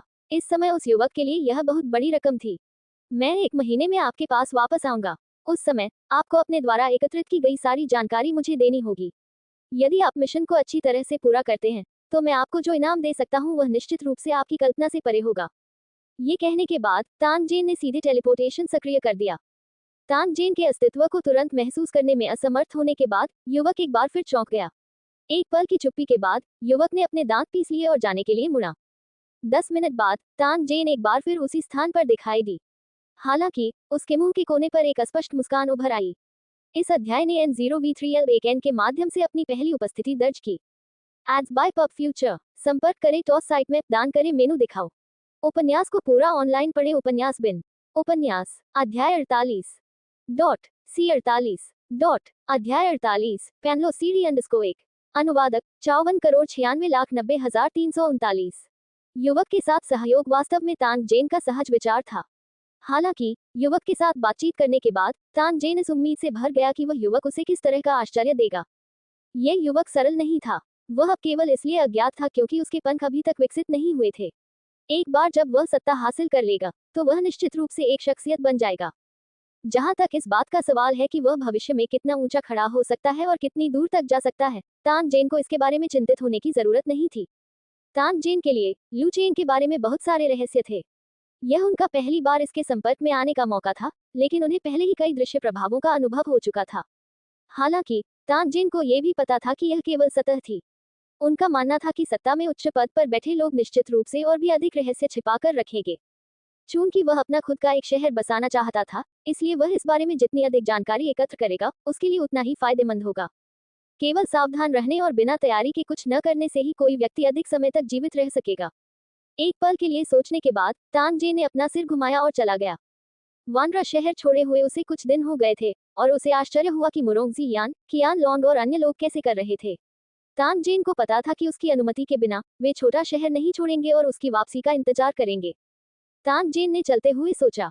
हालांकि 10 मिनट से अधिक चलने के बाद उसे पता चला कि वह खोया हुआ लग रहा था। यह अंधेरा गलियारा बहुत लंबा लग रहा था। वह इतनी देर तक चलता रहा, लेकिन अंत तक पहुंचा ही नहीं। ब्लैक रॉक सिटी के बाहरी दीवार क्षेत्र के तानजेन के दृश्य अनुमान के अनुसार उन्हें यकीन था कि अंदर निश्चित रूप से इतना लंबा गलियारा नहीं था। हालांकि उसके सामने का गलियारा सचमुच उसके पैरों के नीचे था। मौके पर एक पल के लिए सोचने के बाद तानजेन ने एक बार फिर एक कदम आगे बढ़ाया। हालांकि इस बार उसने अपने पैरों के नीचे की जमीन पर ध्यान नहीं दिया। उन्होंने एक निशान बनाया और गलियारे के अंदर के विवरण पर ध्यान दिया। आधे घंटे बाद तानजेन ने अपने कदम रोक दिए। उसके चेहरे पर एक व्यंग्यपूर्ण मुस्कान उभर आई। मुझे वास्तव में उम्मीद नहीं थी कि मुझे उस छोटे आदमी द्वारा धोखा दिया जाएगा और मैं अनजाने में इतनी दिलचस्प जगह पर ले जाऊंगा। तानजेन ने चुपके से आह भरी। हालांकि उनके मन में ज्यादा गुस्सा नहीं आया। उन्होंने केवल खुद का मजाक उड़ाया। जब वह उसके सामने दिखावा करने लगा तो उसे पता ही नहीं चला कि उस युवक ने उसे धोखा दिया है। पिछले आधे घंटे में तानजेन लगातार आगे बढ़ रही थी। हालांकि उन्होंने गलियारे से बाहर निकलने का कोई संकेत नहीं दिखाया। ऐसा लग रहा था मानो यह एक अंतहीन गलियारा हो जिसका कोई निकास न हो। तानजेन के दृष्टिकोण से ये गलियारा विचित्रता से भरा था। अगर वह बिना निकास के चलता रहा तो उसे डर था कि यह कमजोर दिल वाले व्यक्ति को पागल बना देगा। यदि कोई सामान्य व्यक्ति गलती से इस स्थान में प्रवेश कर जाए तो वह निश्चित रूप से अपनी मृत्यु के दिन तक इस स्थान को नहीं छोड़ पाएगा। हालांकि तानजेन अलग था। उसके पास न केवल स्वर्ग को मात देने वाली काली तकनीक थी, बल्कि उसका ज्ञान भी लुचेन के मूल निवासियों से कहीं अधिक था। दूसरी दुनिया के मूल निवासी इस गलियारे में प्रवेश करने के बाद शायद नहीं जानते होंगे कि क्या करना है और इसके पीछे के अजीब सिद्धांत को नहीं जानते होंगे। हालांकि तानजेन को हल्का अनुमान था। ये गलियारा एक पेनलो सीढ़ी होना चाहिए, या शायद इसे हैंगिंग सोल सीढ़ियां कहा जा सकता है। ब्लैक रॉक सिटी का आकार चौकोर था और बीच में एक विशाल वर्ग था। फसल बोने और पालने के लिए इमारत के नीचे कई मंजिलों की भूमिगत जगह थी। साधारण मंजिलों में 4 सीढ़ियां होती थी जो एक दूसरे से जुड़ी होती थी और यह सुनिश्चित करने के लिए कि कोई रुकावट न हो, वे ऊपर से नीचे तक जुड़ी हुई थी। और इस प्रकार के वास्तुशिल्प वातावरण ने पेनलो सीढ़ियों के निर्माण के लिए सर्वोत्तम भौगोलिक परिस्थितियां प्रदान की। शायद पेनलो सीढ़ी ब्लैक रॉक सिटी द्वारा नहीं बनाई गई थी, लेकिन इसके निर्माण के बाद टावर के साथ दिखाई दी। मुरोंगजियान ने पहले भी तानजेन के बारे में सुना था। प्रत्येक टावर सिटी के निर्माण के बाद एक अजीब जगह दिखाई देगी। उस जगह पर अक्सर अजीबोगरीब चीजें होती रहती थी, इसलिए ऐसे स्थानों को लाओचेन के निवासियों द्वारा निषिद्ध स्थान माना जाता था। यहाँ तक कि लुचेन के शासक ने भी वहां के निवासियों को उन स्थानों पर जाने से मना कर दिया था। पेनलो सीढ़ी का मूल सिद्धांत ये था कि कुल 4 सीढ़ियां थीं और चारों कोने जुड़े हुए थे। हालांकि प्रत्येक सीढ़ी ऊपर जाती थी, इसलिए इसे अनिश्चित काल तक बढ़ाया जा सकता था। इन सीढ़ियों पर चलना एक अंतहीन लूप में कदम रखने के बराबर था, जिससे बाहर निकलने का कोई रास्ता नहीं मिल रहा था। इस चक्र को तोड़ने के लिए किसी को इस फ्रेम से बाहर कूदना पड़ता था, या यूं कहें कि सीढ़ियों के दोनों ओर की दीवारों को नष्ट करना पड़ता था जो लोगों को आगे बढ़ने का मार्गदर्शन करती थी। तभी कोई पेनलोस की सीढ़ी से बाहर कूद सका। तानजेन को वह दृश्य याद आया जब वह और वह युवक इस गलियारे में दाखिल हुए थे, लेकिन उन्हें पता चला कि उन्हें कोई सुराग नहीं मिल सका। हालांकि पेनलोस की सीढ़ियां अजीब थी, तानजेन को फंसाने के लिए केवल एक रास्ता ही पर्याप्त नहीं था। उसके पिछले तरीकों के मुताबिक उसके पास इस जगह से भागने के कम से कम 2 रास्ते थे। हालांकि वर्तमान स्थिति से दोनों तरीकों में अपनी कमियां थीं। टेलीपोर्टेशन उसे तुरंत दूर ले जा सकता था, लेकिन जब वह वापस आता तब भी वह उसी स्थान पर होता, इसलिए यह विधि संभव नहीं थी। मानचित्र पर कम दूरी का टेलीपोर्टेशन उसे 100 मीटर के भीतर किसी भी स्थान पर टेलीपोर्ट करने में भी मदद कर सकता है। हालांकि मानचित्र पर वर्तमान दृश्य से केवल मार्ग दिखाया गया था और बाकी जगह अंधेरा था। एज बाय पब फ्यूचर, उनका मानना था कि यह निश्चित रूप से लुचेन की अजीब क्षमता थी, जिसने मानचित्र को अवरुद्ध या गड़बड़ कर दिया।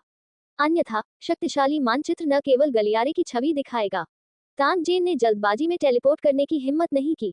यदि आसमान में एकदम काली जगह होती तो तानजेन, जो लगातार टेलीपोर्ट नहीं कर सकता था, निश्चित रूप से आकाश से गिर जाएगा और मांस के पेस्ट में कुचल दिया जाएगा। अतः यह विधि अवांछनीय भी हो सकती है। हालांकि इन 2 सरल और हिंसक तरीकों के अलावा तानजेन के पास वास्तव में अभी भी अन्य साधन थे। सबसे पहले वह गलियारे में विस्फोट से बाहर निकलने का रास्ता चुन सकता था। हालांकि यदि वह ऐसा करता तो वह आसानी से ब्लैक रॉक सिटी का ध्यान आकर्षित कर लेता। यदि उसे ब्लैक रॉक सिटी के एक बेहद शक्तिशाली विशेषज्ञ से मिलना था जो उसके क्वांटम स्टील्थ लाइट पर्दे के माध्यम से देख सकता था, तो तान जेन एक खतरनाक स्थिति में होगा। या वह कॉरिडोर को स्कैन करने और उसका पता लगाने के लिए डेटा कॉम्बैट इंटरफेस का उपयोग कर सकता है। डेटा बैटल इंटरफेस इतना महंगा होने का कारण यह नहीं था कि इसमें केवल उपयोगकर्ता के शरीर के डेटा और हथियार की स्थिति की निगरानी जैसे सरल कार्य थे। इसके बजाय इसमें 20 से अधिक शक्तिशाली शाखा विकल्प थे। बात सिर्फ इतनी थी कि तान जेन ने कभी उनका इस्तेमाल नहीं किया था। यदि किसी विशिष्ट सैनिक के पास ऐसी शक्तिशाली क्षमता होती, तो वे तुरंत एक सुपर सैनिक बन जाते, जो किसी भी दुश्मन को भय से कांपने में सक्षम होते। टैन जेन अब जो उपयोग करना चाहता था वह डेटा बैटल इंटरफेस पर एक विकल्प था। इलाके का वास्तविक समय मानचित्रण और imaging function radar, laser, ultrasonic और अन्य कार्यों को एक में एकीकृत करता है। ये बेहद कम समय में 1 किलोमीटर के भीतर भौगोलिक वातावरण का मानचित्रण कर सकता है और 4 आयामी होलोग्राफिक छवि बना सकता है। इस विकल्प को सक्रिय करने के बाद तान जेन की आंखों के किनारे पर डेटा की रेखाएं झरने की तरह तुरंत ताजा हो गईं। उसी समय अनगिनत महीन बिंदुओं और रेखाओं से बनी एक स्पष्ट त्रिआयामी छवि धीरे धीरे उसकी आंखों के सामने आने लगी। 1 मिनट बाद पता लगाना समाप्त हो गया और 4 आयामी होलोग्राफिक 3D छवि उसकी आंखों के सामने आ गई। बस एक नजर से तान जेन को यकीन हो गया कि यह वास्तव में एक पेनलोस सीढ़ी थी। तान जेन ने एक बार छवि को ध्यान से देखा। अपनी स्थिति की पुष्टि करने के बाद वह धीरे धीरे कुछ ही दूरी पर गलियारे की दीवार तक चला गया और स्थिर खड़ा रहा। उसके सामने एक पक्की दीवार थी। उसने उस पर पत्थर फेंका तो आवाज गूंज उठी। जब उसने इसे अपने हाथ से छुआ तो यह वास्तविक लगा, गलियारे की अन्य दीवारों से अलग नहीं था। हालांकि तान जेन निश्चित था कि पेनलोस सीढ़ी का असली निकास यही था। डेटा बैटल इंटरफेस पर सर्वेक्षण के नतीजे कभी गलत नहीं थे। पूरी सुरंग में केवल इस दीवार पर एक बहुत ही महीन गैप था, जो कि एक दरवाजा था। तान जेन बड़े कदमों से दीवार की ओर चला गया। अगर वह दीवार को छूने ही वाला था तो भी उसका रुकने का जरा भी इरादा नहीं था। इस अध्याय की शुरुआत की उत्पत्ति का पता N0V3LN से लगाया जा सकता है। हालांकि जैसे ही उसकी नाक दीवार से टकराने वाली थी, एक जादुई घटना घटी। कठोर दीवार की छवि अभी भी वहां थी, लेकिन तान जेन को लगा कि वह एक खाली दरवाजे से गुजरा है।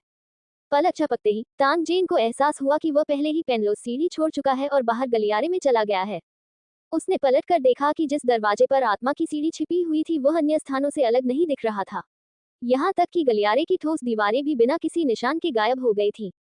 ये सचमुच एक दिलचस्प जगह है। तान जेन मुस्कुराया। वह खड़ा हुआ और ब्लैक रॉक सिटी से बाहर चला गया। Ads by PubFuture. संपर्क करें टॉस साइट में दान करें मेनू दिखाओ। उपन्यास को पूरा ऑनलाइन पढ़ें। उपन्यास बिन। उपन्यास अध्याय 49 डॉट सी 49 डॉट अध्याय 49 जीवंत घुमक्कड़ शहर 1। अनुवादक 54,96,90,339। ब्लैक रॉक सिटी छोड़ने के बाद तान जेन वानरा शहर की ओर चले गए। वानरा शहर में वापस जाते समय तान जेन ने व्यक्तिगत रूप से लाश राक्षसों के खिलाफ लड़ने वाले कृषकों के साथ दृश्य देखे। ब्लैक रॉक सिटी मुख्य शक्ति थी जबकि वांडरर्स समर्थन थे। इससे तो यही लगा कि ब्लैक रॉक सिटी ने मन बना लिया है। दोनों पार्टियां महत्वाकांक्षी थीं। ब्लैक रॉक सिटी इस क्षेत्र का पुराना अधिपति था। मरे नहीं का लक्ष्य टावरों की पूरी दुनिया को जीतना था और ब्लैक रॉक सिटी उनकी विजय के रास्ते में पहली बाधा थी। अंत में इस क्षेत्र में केवल एक ही शासक बचेगा, इसलिए दोनों पक्ष एक दूसरे को मारने में कोई कसर नहीं छोड़ेंगे। हालांकि युद्ध के कारण लोगों को नुकसान उठाना पड़ा, लेकिन इसमें व्यापार के बड़े अवसर भी शामिल थे। क्या वह इस क्षेत्र में कुछ कर सकता है? जब तान जेन वानरा शहर पहुंचे तो उन्होंने देखा कि शहर में प्रवेश करने और छोड़ने वाले वांडरर्स की संख्या अचानक कई गुना बढ़ गई थी। कभी कभी ब्लैक रॉक सिटी के 1 या 2 निवासी भी आपस में मिल जाते थे। वानरा शहर का प्रवेश द्वार अस्त व्यस्त था। समय समय पर लड़ाइयां छिड़ जाती थीं, लेकिन दोनों पक्ष फिर भी संयमित रहते थे और किसी की मृत्यु नहीं होती थी। तान जेन ने आसपास पूछा और पता चला कि ब्लैक रॉक सिटी के निवासी 2 दिन पहले ही यहाँ आए थे। वे मुख्य रूप से मृत राक्षसों को मारने के लिए मिशन जारी करने, वांडरर्स द्वारा वापस लाए गए राक्षस प्रमाणपत्रों की गिनती करने और संबंधित पुरस्कार देने के प्रभारी थे। ये स्थान वानरा शहर के प्रवेश द्वार के पास था और बहुत जीवंत था। समय समय पर घुमंतु, जंगली किसान और अन्वेषण दल के सदस्य अपने मिशन में हाथ बटाने आते थे। फिर वे अपनी जरूरत के अनुसार पुरस्कार चुनेंगे, चाहे वह भोजन हो या हथियारों और कवच के बदले उन्हें जमा करना हो। इस अध्याय की शुरुआत की उत्पत्ति का पता N0V3LN से लगाया जा सकता है। गंभीर रूप से क्षतिग्रस्त हथियारों और कवचों के साथ कुछ पथिक उनकी मरम्मत करने या नए उपकरण बदलने के लिए शहर में प्रवेश करेंगे। सामान्य घुमक्कड़ों की तुलना में इन घुमक्कड़ों के पास जंगल में खेती करने के लिए पर्याप्त धन से अधिक था। कम से कम उन्हें नियमित आधार पर भोजन की कमी नहीं होगी।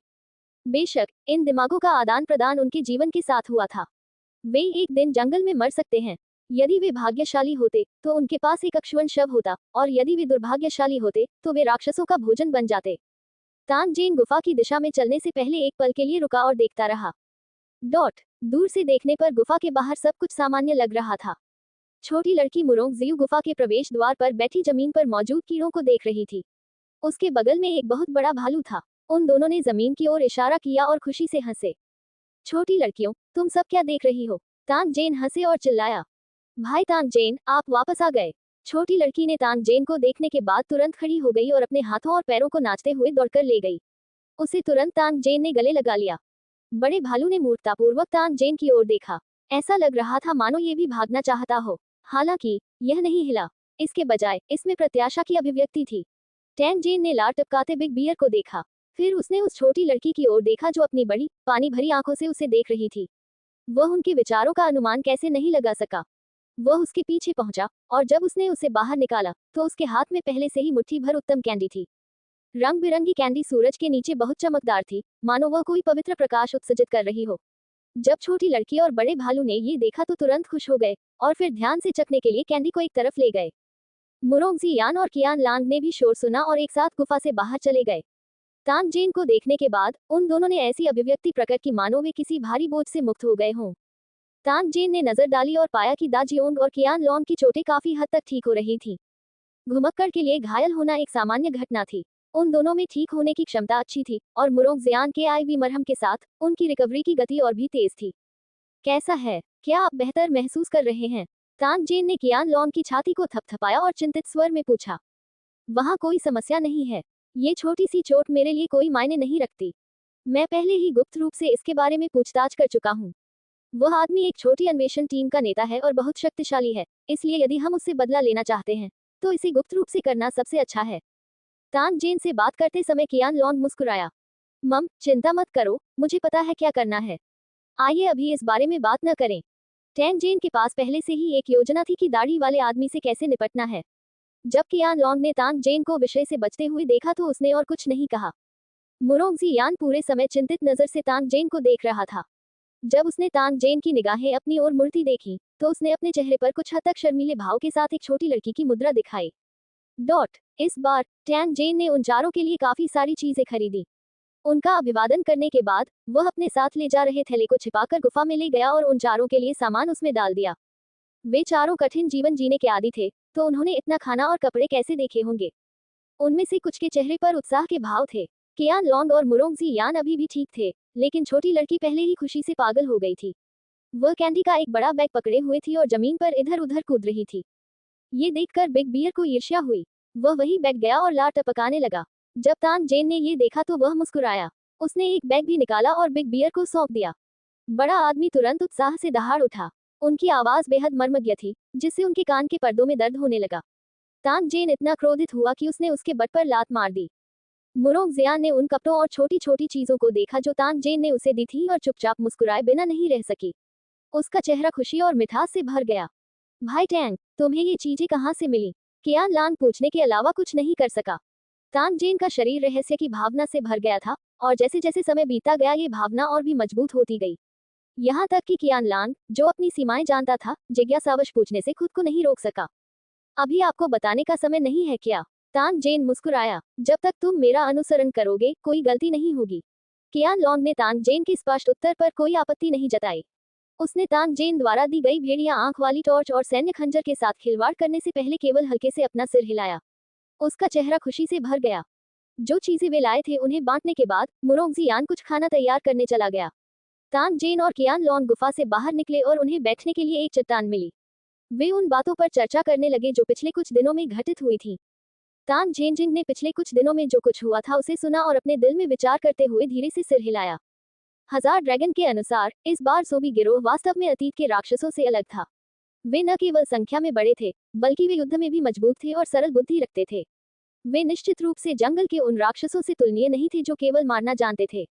ब्लैक रॉक सिटी ने जिन कृषकों को बाहर भेजा था उन्हें भारी क्षति हुई थी और वॉन्डरर्स को और भी अधिक नुकसान हुआ था।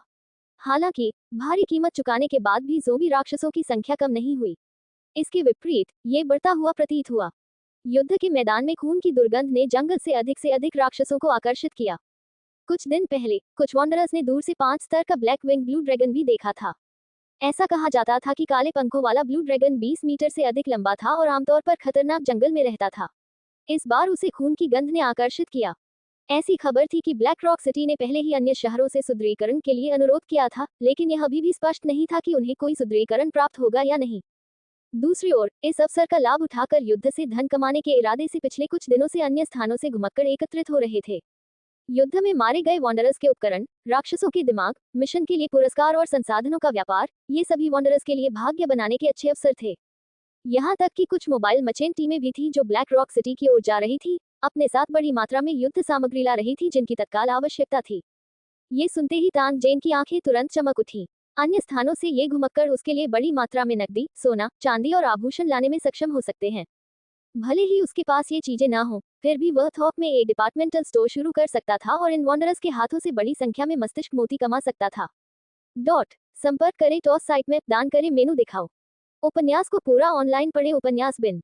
उपन्यास अध्याय 50 C50 ads by PubFuture. अध्याय 50 शव राजा का कब्जा मृत्यु पक्षी। अनुवादक 54,96,90,339। टैनजेन ने कियान लॉन को यह नहीं बताया कि उसके पास लॉर्ड ग्रेट ब्रेन पल है। ऐसा नहीं था कि उसे कियान लॉन पर भरोसा नहीं था, लेकिन अभी समय सही नहीं था।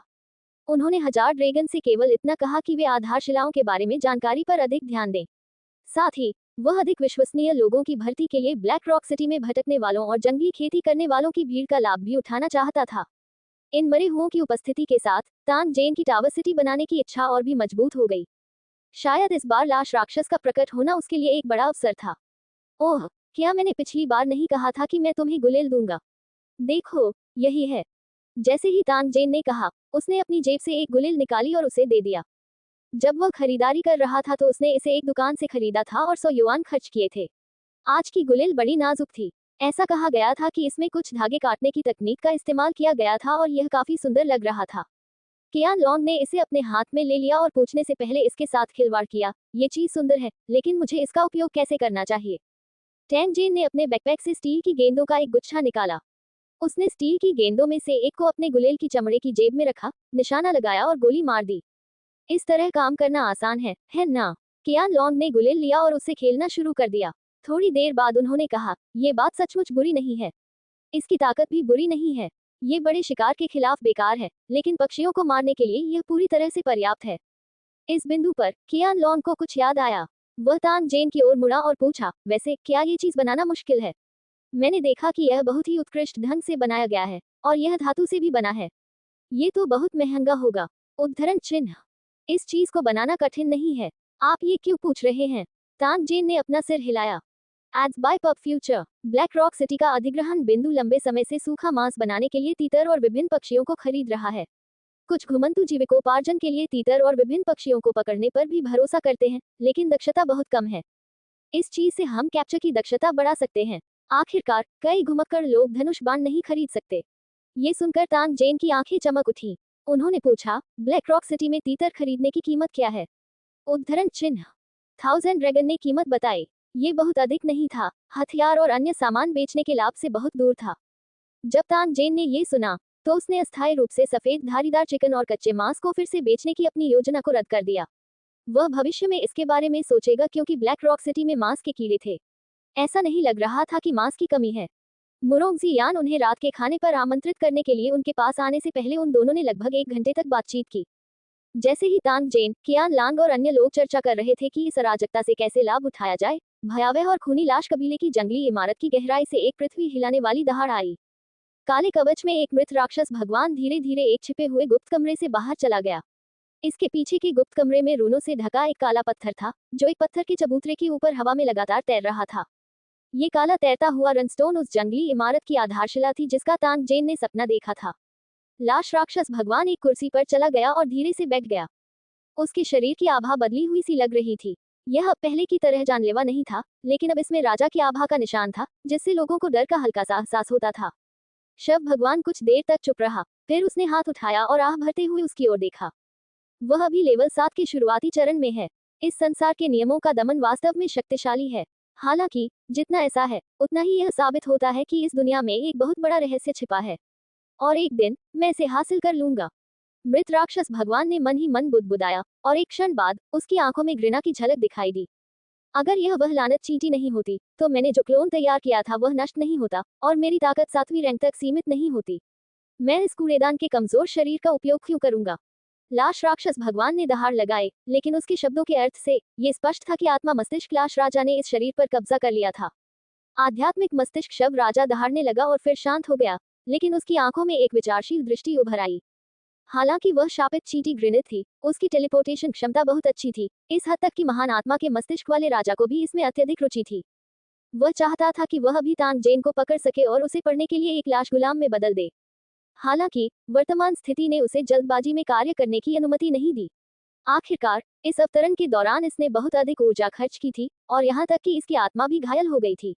यदि कोई दुर्घटना होती तो यह गरिमा में शव राजा हमेशा के लिए यही छोड़ा जा सकता था। इस बिंदु तक सोचते हुए तानजेन के लिए आत्मा मस्तिष्क मृत राजा की नफरत थोड़ी गहरी हो गई और उसकी मुठ्ठियां तब तक भिंच गईं जब तक कि उन्होंने कर्कश आवाजें नहीं निकाली। Ads by PubFuture. पर्दे के पीछे छिपना और लगातार लड़ना the spiritual brain corpus king द्वारा निर्धारित विजय योजना थी।